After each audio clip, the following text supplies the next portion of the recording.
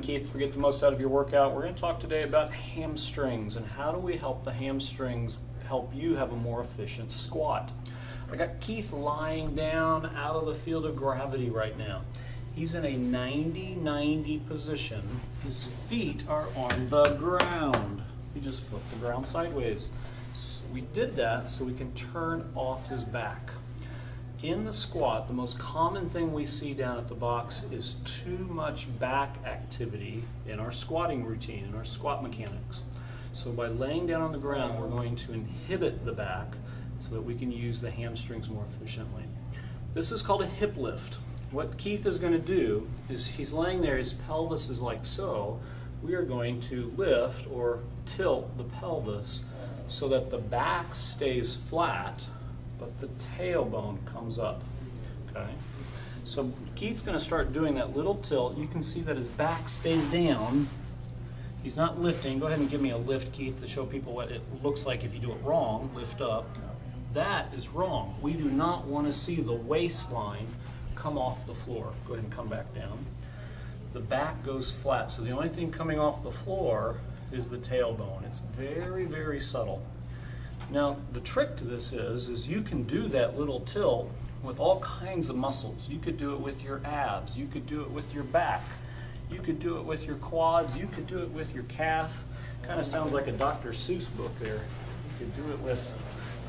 The idea there is we want to isolate out the hamstrings. So the cue that we're going to do when we tilt the book, or we tilt the pelvis, is we're going to dig the heels down. Don't push into the wall. Instead, imagine that you're pushing down into the counter of your shoe because we want those hamstrings to tighten up. And when those hamstrings tighten up, they attach on the underneath side of the pelvis, they pull, they're going to flatten the back. Okay, so once you get into that position, there you go, Keith. We're in the tilt. He's digging into the heels of his shoes.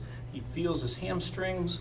Knees stay in line so that everything is lined up. We're not knees out, we're knees in line. Hamstrings are engaged. We're going to take 3 or 4 deep breaths so that we thoroughly turn off the back.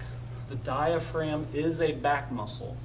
So in this position, hamstrings are engaged. Now 3 deep breaths helps relax the diaphragm so the back is further relaxed. After those 3 deep breaths, in through the nose, out through the mouth, pause, then you let your tilt relax. You might do that 2 or 3 times. It's a preset exercise to turn on the hamstrings so that now you're ready to go squat. And when you're ready to go squat, and when you come up from that squat, we press with the heels so that our back doesn't engage. Instead, our back stays the same and our hamstrings are doing our lift from a squat to a stand. The key with not getting injured on your squat is your legs need to be stronger than your back. Your legs need to be the first muscles that engage when you come up from your squat. If it's your back, we're going to lead to a lot of shear, a lot of force that goes through those lumbar discs. The key to preventing that are your hamstrings. This exercise is going to be gold for any of you down there that have back pain because we want to prevent those back injuries.